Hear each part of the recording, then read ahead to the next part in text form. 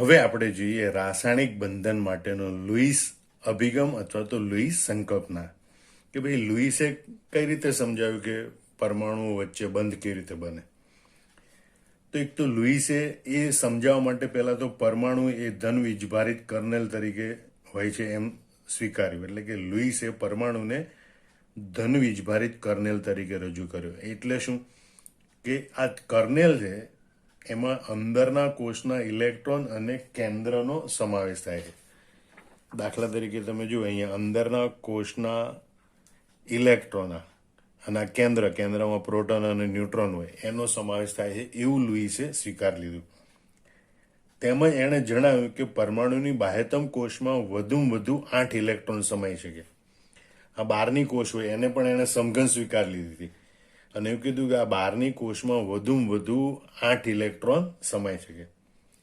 અને આ 8 ઇલેક્ટ્રોન કર્નેલની આસપાસ સમઘનના 8 ખૂણા ઉપર ગોઠવાય. ધ્યાન રાખજો, એણે ગોળાકાર પરમાણુ તો પછી સ્વીકારવામાં આવે. લુઈસના વખતમાં પરમાણુ છે એના સમઘન ડબ્બા જેવો વિચાર્યો હતો અને ઇલેક્ટ્રોન છે આ સમઘનના 8 ખૂણા ઉપર હોય એવું લુઈસે સંકલ્પના રાખજો. મતલબ કે પરમાણુ વચ્ચે બંધ બને એ પહેલા પરમાણુ વિશે લુઈસે કઈ વાત કરી તો નંબર 1, પરમાણુને ધન વીજભારિત કર્નેલ કહ્યો. એટલે કે આ કર્નેલમાં અંદરની કક્ષાના ઇલેક્ટ્રોન અને કેન્દ્ર એટલે કે પ્રોટોન ન્યુટ્રોનનો સમાવેશ થાય. બીજું, બાહ્યતમ કોષની સંકલ્પના રજૂ કરી. બાહ્યતમ કોષ હોય એમાં વધુમાં વધુ 8 ઇલેક્ટ્રોન સમાઈ શકે. ત્રીજું, આ 8 ઇલેક્ટ્રોન કર્નલની આસપાસ સમઘન હોય એના 8 ખૂણા ઉપર ગોઠવાય છે. દાખલા તરીકે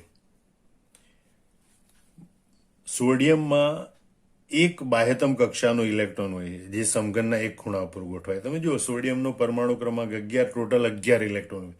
એ પૈકી 10 ઇલેક્ટ્રોન અંદરના કોષમાં હોય તેમજ પ્રોટોન અને ન્યુટ્રોન બધા અંદરના કોષમાં હોય. આ બાહ્યતમ કોષ છે સમઘન આકારનો હોય અને સમઘનના 1 ખૂણા ઉપર 1 ઇલેક્ટ્રોન ગોઠવાયેલો હોય. મતલબ આ લુઈસ સંકલ્પના પ્રમાણે સોડિયમનો બાહ્યતમ કક્ષાનો 1 ઇલેક્ટ્રોન એ સમઘનના 1 ખૂણા ઉપર ગોઠવાયેલો હોય. બીજી વાત, ઉમદા વાયુ હોય તો એની બહારની કક્ષામાં 8 ઇલેક્ટ્રોન. દાખલા કે નિયોન છે એનો પરમાણુ ક્રમાંક 10 અને એટલે એની ઇલેક્ટ્રોન રચના 2-8. નિયોન માટે બહારની કક્ષામાં 8 ઇલેક્ટ્રોન હોય. એટલે ઉમદા વાયુમાં બહારની કક્ષામાં 8 ઇલેક્ટ્રોન હોય અને લુઈસે એમ કીધું કે ભાઈ એ 8 ઇલેક્ટ્રોન સમઘનના 8 ખૂણા ઉપર ગોઠવાયેલા હોય. બીજું, 8 ઇલેક્ટ્રોન 8 ખૂણા ઉપર ગોઠવાયેલા એટલે બધી બાજુ સરખાપણું જોવા મળે, જેને સંમિતતા કહેવાય. અને જેટલી સંમિતતા વધુ એટલી પ્રણાલીને વધુ સ્થાયીતા આપે. એટલે તમે જુઓ મોટા ભાગે સ્તંભ હોય, મેટ્રો ટ્રેનમાં જુઓ તો મેટ્રો ટ્રેન માટેના જે સ્તંભ બનાવેલા મોટા ભાગના ગોળાકાર બનાવેલા. ગોળાકાર હોય એની સંમિતિ વધારે હોય. સંમિતતા જેટલી વધુ એટલી સ્થાયીતા વધુ. તો અહીંયા જે અષ્ટક રચના પ્રાપ્ત થાય 8 ખૂણે 8 ઇલેક્ટ્રોન ગોઠવાયેલા તો બધી બાજુ એક સરખાપણું એક સરખી રીતે ઇલેક્ટ્રોન વહેંચાયેલા હોય. અને જેટલું સરખાપણું એટલે કે સંમિતતા વધુ એટલી પ્રણાલીની સ્થાયીતા વધુ. અને માટે જ ઉમદા વાયુઓ છે એની સ્થાયીતા ખૂબ વધારે હોય એટલે ઇલેક્ટ્રોન આપતા પણ નથી, ઇલેક્ટ્રોન મેળવતા પણ નથી, એટલે કે રાસાયણિક પ્રક્રિયામાં ભાગ લેતા નથી અને માટે એ સૌથી વધુ સ્થાયી ગણાય, સૌથી વધુ સ્થિર ગણાય. આ પરથી જ લુઈસે એમ સમજાવ્યું કે પરમાણુઓ જ્યારે રાસાયણિક બંધથી જોડાય ત્યારે આવી સ્થાયી અષ્ટક રચના પ્રાપ્ત કરવાની વૃત્તિ ધરાવે. યાદ કરો તમે આગળના ધોરણમાં તમે ભણી ગયા સોડિયમની ઇલેક્ટ્રોન રચના 2-8 કોઈ બહારની કક્ષાનો 1 ઇલેક્ટ્રોન સરળતાથી ગુમાવી Na+ ધન આયન બનાવવાની વૃત્તિ ધરાવે. કારણ કે આ 1 ઇલેક્ટ્રોન દૂર થાય તો બાકી જે વધે એ આ નિયોન જેવી ઇલેક્ટ્રોન રચના હોય અને એટલે સંમિત રચના એટલે કે સ્થાયી રચના પ્રાપ્ત થાય. આમ સોડિયમનો પરમાણુ સ્થાયી રચના પ્રાપ્ત કરવા માટે જ આ 1 ઇલેક્ટ્રોન ગુમાવે અને એટલે સોડિયમ પરમાણુની એ વૃત્તિ છે, લાક્ષણિકતા છે કે 1 ઇલેક્ટ્રોન ગુમાવી અને સરળતાથી ધન આયન બનાવે કે જેથી વધુમાં વધુ સ્થાયીતા એ પ્રાપ્ત કરી શકે. ફરીથી તમે આ સિદ્ધાંત જોઈ લો. લુઈસે પરમાણુને ધન વીજભારિત કર્નેલ તરીકે રજૂ કર્યો જેમાં અંદરના કોષના ઇલેક્ટ્રોન અને કેન્દ્રનો સમાવેશ થાય. એક વાત. બીજી વાત, તેમજ તેણે એમ જણાવ્યું કે પરમાણુની બાહ્યતમ કોષમાં વધુમાં વધુ 8 ઇલેક્ટ્રોન સમાઈ શકે. ત્રીજી વાત, અને આ 8 ઇલેક્ટ્રોન કર્નેલની આસપાસ સમઘનના 8 ખૂણા ઉપર ગોઠવાયેલા હોય છે. અને એની સમજૂતી આ રીતે આપી કે ભાઈ સોડિયમ પરમાણુનું બાહ્યતમ કક્ષાનું 1 ઇલેક્ટ્રોન સમઘનના 1 ખૂણા ઉપર ગોઠવાય, ઉમદા વાયુનો 8 ઇલેક્ટ્રોન સમઘનના 8 ખૂણા ઉપર ગોઠવાય. તો આવી જે અષ્ટક રચના હોય સમઘનના 8 ખૂણાવાળી, એની સંમિતતા વધુ હોય એટલે પ્રણાલીને વધુ સ્થાયીતા આપે. અને આ ઉપરથી લુઈસે એમ સમજાવ્યું કે પરમાણુઓ જ્યારે રાસાયણિક બંધથી જોડાય ત્યારે આ ઉમદા વાયુ જેવી વધુને વધુ સ્થાયી અષ્ટક રચના પ્રાપ્ત કરવાનો પ્રયત્ન કરે છે. અને એટલે જ રાસાયણિક બંધની રચના થાય છે. હવે આપણે લુઈસની સંકલ્પના ઉદાહરણ આપીને સમજાવવાનો પ્રયત્ન કરીએ. સોડિયમ પરમાણુ ક્લોરીન પરમાણુને 1 ઇલેક્ટ્રોન આપીને Na+ અને Cl- આયન બનાવે. અને આ બંને આયનો સ્થાયી અષ્ટક રચના પ્રાપ્ત કરે. તમે જુઓ, સોડિયમ પરમાણુ, એનો પરમાણુ ક્રમાંક 11, એટલે એની ઇલેક્ટ્રોન રચના 2, 8, 1. બરોબર. આપણે જાણીએ કે ઉમદા વાયુ એની બહારની કક્ષામાં 8 ઇલેક્ટ્રોન ધરાવે, જે સમઘનના 8 ખૂણા ઉપર ગોઠવાય એટલે એની સ્થાયીતા વધુ હોય. અને માટે વધુ સ્થાયીતા પ્રાપ્ત કરવી હોય તો સોડિયમે બહારની કક્ષાનો 1 ઇલેક્ટ્રોન ગુમાવી દેવો પડે.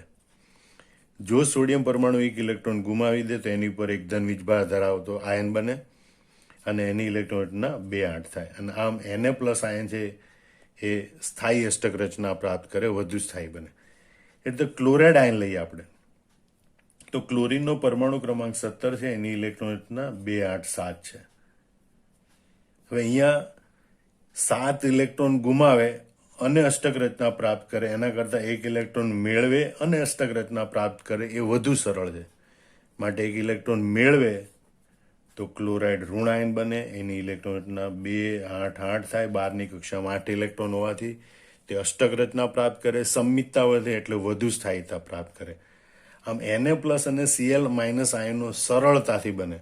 અને આ આયનો ઉપર વિરુદ્ધ વીજભાર છે, એટલે વિરુદ્ધ વીજભારને કારણે બંને આયનો એકબીજા સાથે ક્રમશઃ એક પછી એક જોડાય, મજબૂત વિદ્યુત આકર્ષણ બળથી જોડાય. અને આ રીતે NaCl સંયોજન બને છે.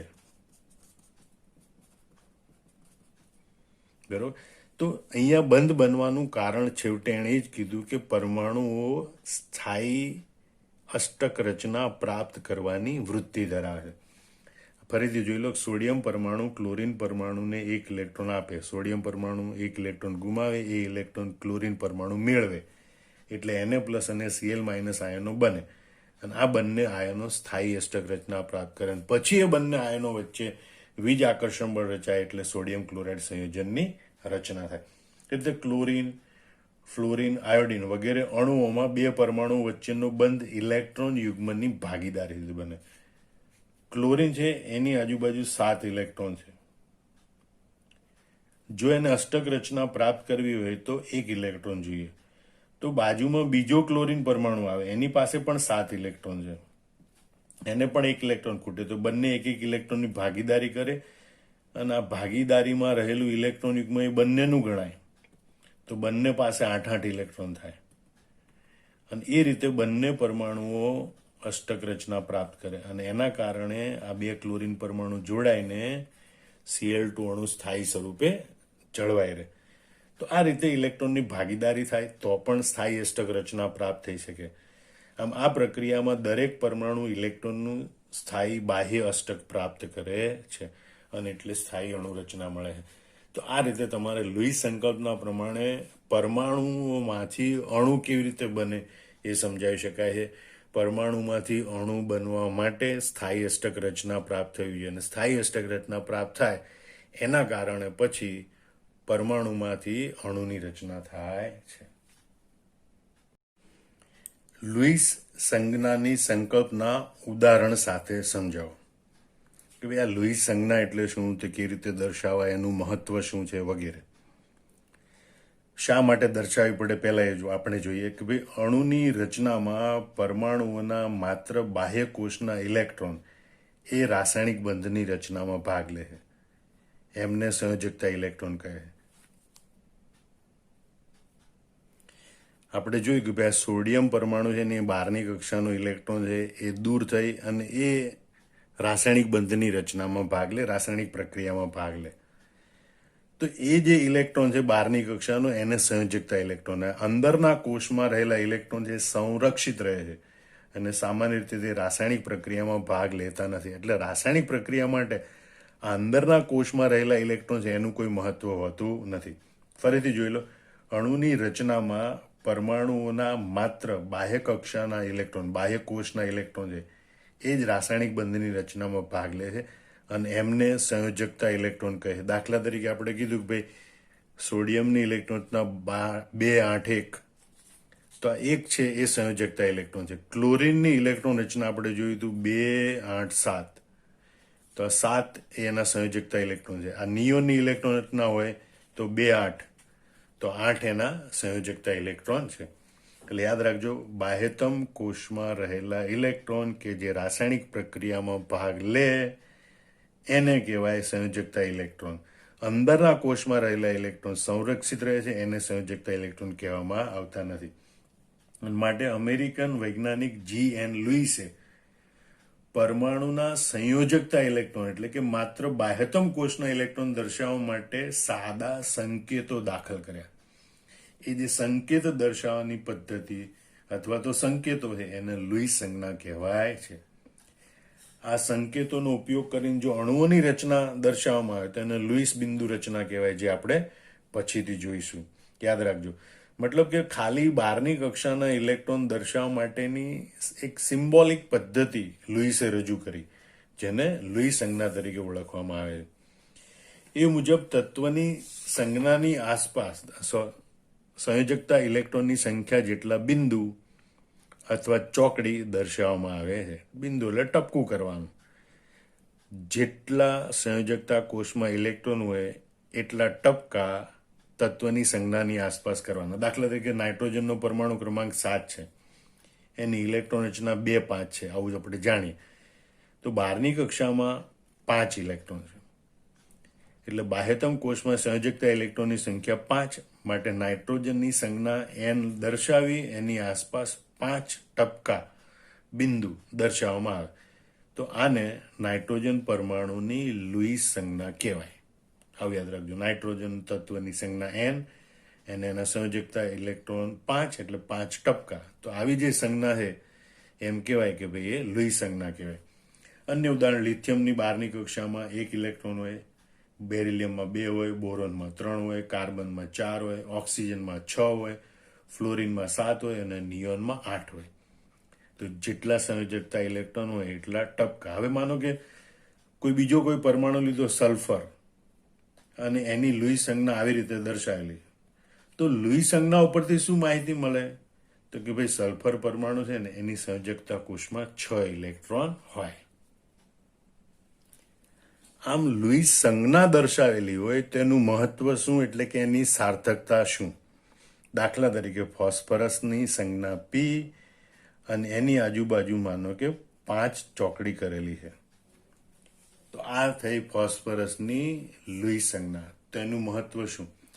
તો લુઈસ સંજ્ઞામાં સંજ્ઞાની આસપાસ રહેલા બિંદુઓની કે ચોકડીઓની સંખ્યા એ તત્વના સંયોજકતા ઇલેક્ટ્રોનની એટલે કે બાહ્યતમ કોષમાં રહેલા ઇલેક્ટ્રોનની સંખ્યા દર્શાવે, જે તત્વની સામાન્ય સંયોજકતા તેમજ સમૂહ અને સમૂહની સંયોજકતા ગણવામાં મદદરૂપ થાય. મતલબ આની ઉપરથી આપણને ખબર પડે કે ભાઈ ફોસ્ફરસના સંયોજકતા ઇલેક્ટ્રોન કેટલા? 5. માટેનો સમૂહ ક્રમાંક કયો હોઈ શકે? 15 અથવા 5. માટેની સંયોજકતા કઈ હોઈ શકે? સંયોજકતા 5 અથવા 3. કારણ કે 5 ઇલેક્ટ્રોન કાં તો ગુમાવે તો સંયોજકતા 5 હોય અથવા 3 ઇલેક્ટ્રોન મેળવે માટેની સંયોજકતા 3 હોઈ શકે. મતલબ કે આ સંજ્ઞા આપેલી હોય તો એની ઉપરથી સંયોજકતા ઇલેક્ટ્રોનની સંખ્યા ખબર પડે, સંયોજકતા ખબર પડે, સમૂહ અને સમૂહની સંયોજકતા ખબર પડે. સામાન્ય રીતે સમૂહની સંયોજકતા એ લુઈસ સંજ્ઞામાં રહેલા ઇલેક્ટ્રોનની સંખ્યા જેટલી, આ ઇલેક્ટ્રોનની સંખ્યા જેટલી હોય સંયોજકતા, અથવા તે સંખ્યાને 8 માંથી બાદ કરવાથી મળતી સંખ્યા જેટલી, એટલે કે 8 - 5 બરાબર 3 જેટલી હોય છે. બીજું એક ઉદાહરણ લઈએ, માનો કે ઓક્સિજન. તો ઓક્સિજન એની બહારની કક્ષામાં 6 ઇલેક્ટ્રોન એટલે એની સંયોજકતા 6 હોઈ શકે, અથવા 8 માંથી 6 બાદ કરીએ તો 2. આમ ઓક્સિજનના સંયોજકતા ઇલેક્ટ્રોન 6 છે, કારણ કે એની આજુબાજુ 6 ટપકા છે, એટલે એની સંયોજકતા 6 હોઈ શકે. એ સમૂહ 6 નું અથવા સમૂહ 16 નું તત્વ હોઈ શકે, અને એની અન્ય સંયોજકતા 2 પણ હોઈ શકે. આમ ફરીથી યાદ કરી લો, લુઈ સંજ્ઞામાં સંજ્ઞાની આસપાસ રહેલા બિંદુઓની સંખ્યા એ તે તત્વના સંયોજકતા ઇલેક્ટ્રોનની સંખ્યા દર્શાવે છે. આ ઇલેક્ટ્રોનની સંખ્યા એ તત્વની સામાન્ય સંયોજકતા તેમજ સમૂહ અને સમૂહની સંયોજકતા ગણતરી કરવામાં મદદરૂપ થાય છે.